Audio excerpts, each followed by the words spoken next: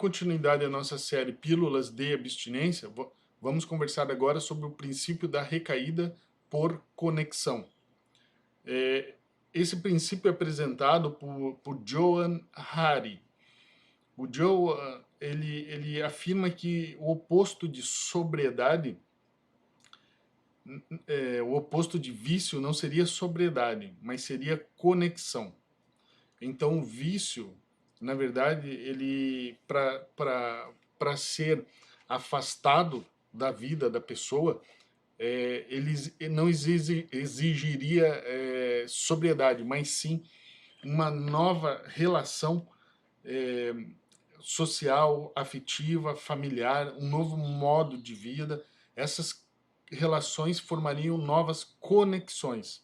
E essas conexões que afastam o vício, e não necessariamente a sobriedade. Eu concordo em parte, né, com o Joe. Também entendo que essa conexão é relevante. Eu só faço uma ponderação de que é difícil a pessoa continuar com o vício e estabelecer novas conexões, né? Isso não ocorre na prática. O que ocorre é que a pessoa que estava com vício, ela para de usar drogas ou álcool, ela entra em abstinência e com o tempo em abstinência, ela estabelecerá novas conexões. Eu entendo que o mecanismo é esse. Então haveria o vício, haveria a abstinência e daí sim as conexões. O Joe ele propõe que a pessoa, mesmo estando no vício, se ela for inserida num meio onde ela teria novas conexões afetivas, familiares, sociais, e mudaria seu modo de vida, ela poderia romper com o vício, né? Esse é um princípio da recaída por conexão no seguinte aspecto: o inverso disso gera recaída, né? Então veja só, a pessoa pode estar em abstinência, pode estar tendo uma vida boa, uma vida tranquila, seguindo um processo abstêmio, mas estabelecer conexões com pessoas da adicção, que pertencem ao universo da adicção. Se ela fizer isso, a tendência é que ela recaia, que ela entre num processo de recaída, segundo Johann Hari, né? Estabelecendo, na verdade, o inverso do princípio do Johann Hari. Se a conexão é capaz de tirar do vício, também a conexão seria capaz de colocar a pessoa no vício. Então esse é um princípio muito interessante, né? O John Harry ele tem bastante estudo sobre isso. Vale a pena uma pesquisa para aqueles que desejarem, né? E eu disponibilizo um texto mais explicativo sobre o tema, né? Assim como todos os outros princípios, mas é fácil de entender, né? É muito difícil de fazer na prática, de conseguir fazer na prática. Entender o modelo teórico, a gente consegue com mais facilidade, né? E ele é bem racional, ele é bem lógico. Agora, aplicar ele que é muito difícil, né? Sobretudo nos casos de pessoas que estão inseridas no meio familiar, ou no núcleo familiar, que é doente, no sentido da droga, né? Eu não entendo só pelo modelo da doença, né? Eu não faço essa análise, eu prefiro a teoria poliédrica da adicção, que ela pode representar muito mais do que apenas uma doença. Mas eu digo assim, se a pessoa está inserida num núcleo familiar que faz uso de drogas ou álcool, ela sair desse núcleo para estabelecer novas conexões é um pouco inviável. Ela teria que ficar abstêmia mesmo pertencendo a esse núcleo, né? E isso é muito difícil. Mas tudo bem, esse o princípio da conexão no John Hari, ele serve para a recaída muito facilmente. É difícil a pessoa ficar na abstinência simplesmente estabelecendo novas conexões. Eu entendo que ela tenha que passar pela abstinência, né? Para daí estabelecer novas conexões. Agora ela pode recair muito facilmente, se reintoxicar fisicamente, se ela estabelecer conexões equivocadas, conexões com pessoas que pertencem ao universo da adicção. Aí sim nós estaríamos inserindo essa pessoa, recolocando essa pessoa no universo da adicção. Esse é o princípio da recaída por conexão, né? que é uma releitura dos estudos de John Hattie.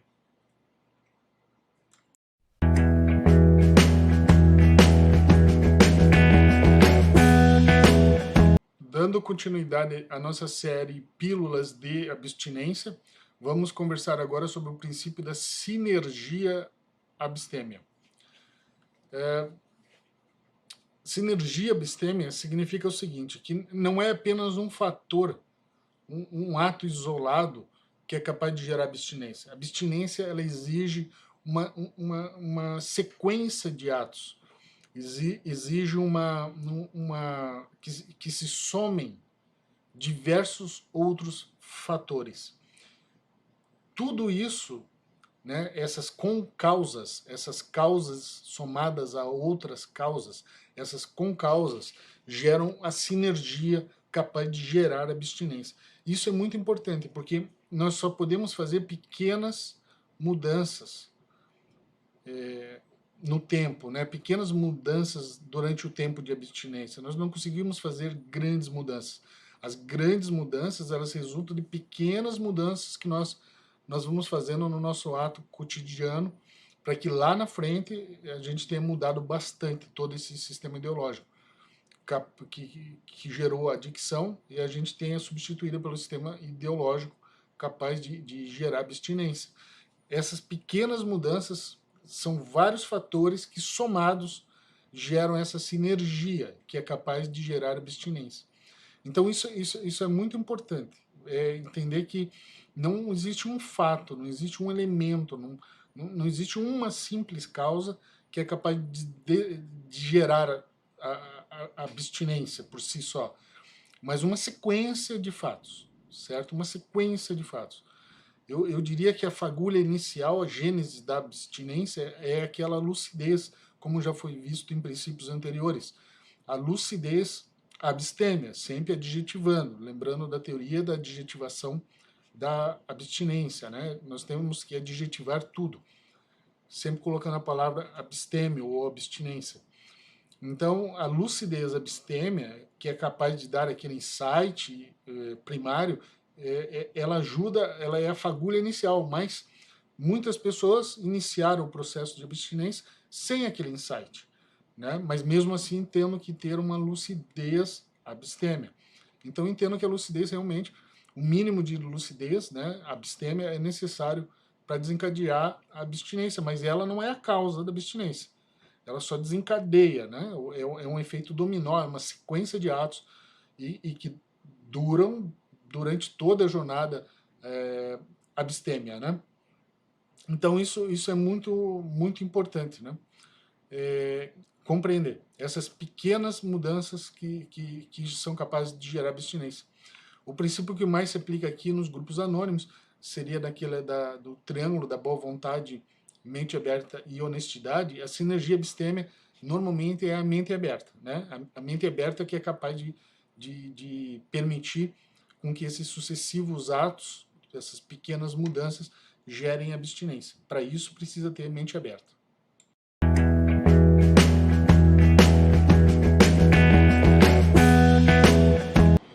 Dando continuidade à série Pílulas de Abstinência, vamos conversar agora sobre o princípio da solidariedade abstêmia. Esse princípio, em grupos anônimos como o AA ou o NA, ele é conhecido como o 12º passo, né? Mas ele não se manifesta somente nesse 12º passo. A solidariedade abstêmia, ela ocorre quando a pessoa faz partilhas em grupos anônimos. Quando a pessoa traz uma palavra de esperança, traz uma possibilidade de demonstrar para outras pessoas que estão mergulhadas num processo de adicção ainda, de que existe abstinência, de que é possível ficar em abstinência. Essa é a solidariedade. Existe uma co-solidariedade entre os abstêmios. Eles se auto-ajudam, se contribuem para a abstinência um do outro. né? Então, as partilhas, os exemplos, né? O exemplarismo eu acho que é o principal ato solidário que ocorre na abstinência, né? E quando a gente fala do mega abstêmio, ou seja, daquela pessoa que tem o tempo de abstinência dela é superior a todo o período em que ela usou drogas, desde da fase como mero usuário, como usuário abusivo e como adicto, ou seja, todo o período de drogadição dela é inferior ao período que ela tem de abstinência. Então, se a pessoa começou a usar álcool, por exemplo, com 14 anos e parou com 40 anos, ela usou durante 26 anos álcool, ela, após 26 anos de abstinência, pode ser considerada um mega abstêmio ou pós-abstêmio. A pessoa, nesse período, ela presta uma solidariedade que é chamada cosmoética. Simplesmente o fato dela não usar drogas ou álcool por tanto tempo faz com que ela esteja mais tempo aqui em cima do planeta Terra, vivendo aqui na nossa sociedade, espalhando ideias abstêmias, do que ela esteve quando estava semeando ideias adictas. Então o tempo de abstinência, mais uma vez o tempo, o elemento cronológico, um elemento objetivo, ele é muito importante, até mesmo para a solidariedade, né? De fato, o exemplarismo é um dos atos mais solidários que nós podemos encontrar no processo abstêmio. Não, a solidariedade não é apenas buscar alguém que está recaído ou entrar num local para resgatar algum familiar, não é nesse aspecto, é prestar a palavra, é escrever textos, é servir de exemplo, isso é a solidariedade abstêmica.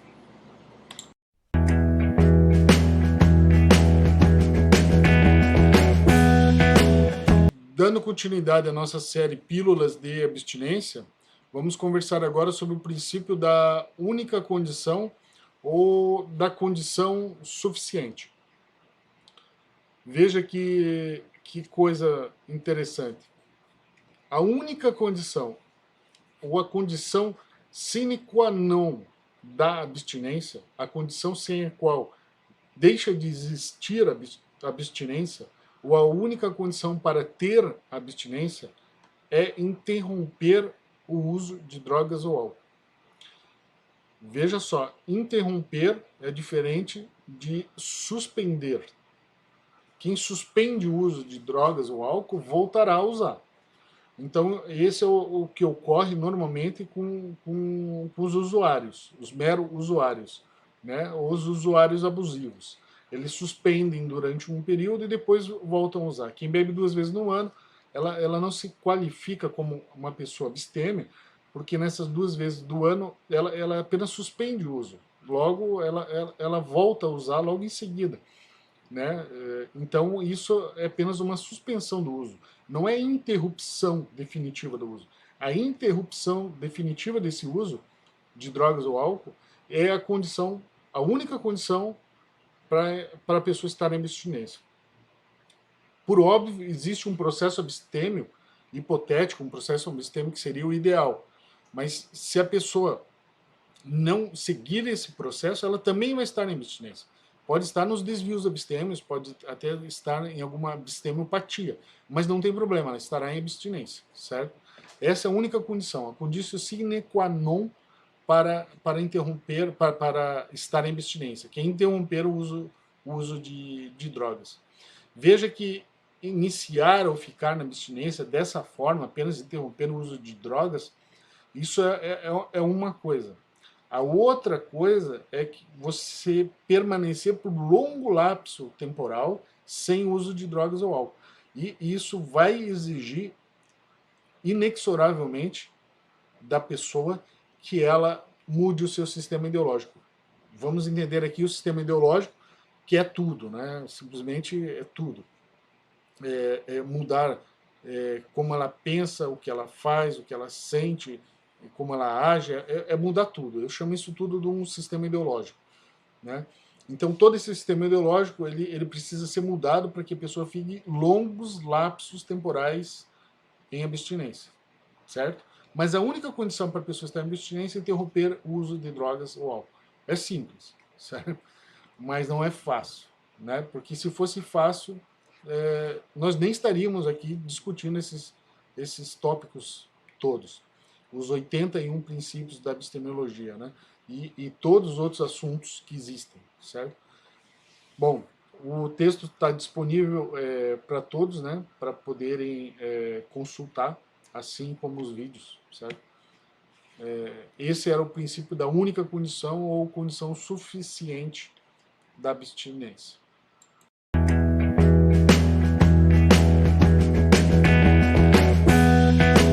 Dando continuidade à nossa série Pílulas de Abstinência, vamos conversar agora sobre o princípio do casuísmo diferenciado na jornada e isonômico na responsabilidade abstêmia. Veja que interessante. Olha só, nós temos duas jornadas. Temos a jornada da adicção e a jornada abstêmia. Essas duas jornadas, o processo de adicção e o processo de abstinência, eles são casuísticos. Depende muito da relação subjetiva. Cada um teve o seu. Os efeitos, né, gerados pela adicção e os efeitos gerados pela abstinência são diferentes para cada pessoa. Então a jornada em si ela é diferente. Os princípios são aplicados de uma forma diferente para cada um, né? Uns aplicam alguns princípios com mais intensidade, outros aplicam outros princípios com mais intensidade, e as técnicas que servem para alguns, às vezes não servem para outros. Então, a jornada em si, o processo de abstêmio e o processo de adicção são diferentes, né? Cada um teve o seu, tá? Agora, a responsabilidade abstêmia, a responsabilidade lá na jornada abstêmia, aquela responsabilidade pelos atos de abstinência, ela é isonômica. Ela é igual para todos os abstêmios. O que isso quer dizer? Que o abstêmio que descumprir determinados princípios ou inaplicar ou aplicar inadequadamente determinadas técnicas vai sofrer a responsabilidade, vamos adjetivar, responsabilidade abstêmia. A responsabilidade abstêmia pelo descaso com a sua jornada, ela é isonômica. Todos vão sofrer essa responsabilidade. Alguns podem ir mais cedo ou mais tarde para um processo de recaída, outros podem permanecer num desvio, outros podem sofrer várias outras formas de abstemiopatias, mas a responsabilidade será cobrada. Então, para todos aqueles que vieram de um passado adicto, para os abstêmios originados do processo de adicção, que é isso, é o pano de fundo da abstemiologia, quer dizer, para essas pessoas, essa responsabilidade pela sua abstinência, ela é isonômica, certo? Agora, o caminho em si, a jornada abstêmia, ela é casuística, depende de cada um. Cada um vai traçar o seu próprio caminho, certo? Agora, o descaso com o tratamento, ele vai ser cobrado da mesma forma para todos, né? Quanto maior o descaso, quanto maior os atos imprudentes que são praticados, quanto maior a violação aos princípios ou a inaplicação ou aplicação inadequada das técnicas, mais certo que será cobrada essa responsabilidade abstêmia, certo? Eu estou deixando o material aqui disponível, né? Assim como todos os outros. Só lembrando, existem duas jornadas, jornada da adicção e jornada da abstinência. Essas são subjetivas e dependem de cada um, depende de como cada um vai levar essas jornadas. Entretanto, a responsabilidade será cobrada na jornada abstêmia, a responsabilidade é isonômica. Todos serão cobrados pela responsabilidade, certo? Isso nos faz pensar isso, o que está por trás de alguém que tenha 20, 22, 25 anos de abstinência acaba voltando ao universo da adicção, certo? Ele deixou algo no caminho, ele sofreu algum descaso, ele deixou de aplicar alguma técnica, alguma coisa aconteceu durante a sua jornada, que varia de pessoa para pessoa, ela é casuística, né? Mas a cobrança veio, né? Ela vai ser cobrada, certo? Essa é a responsabilidade epistêmica, ela é isonômica nesse aspecto, né?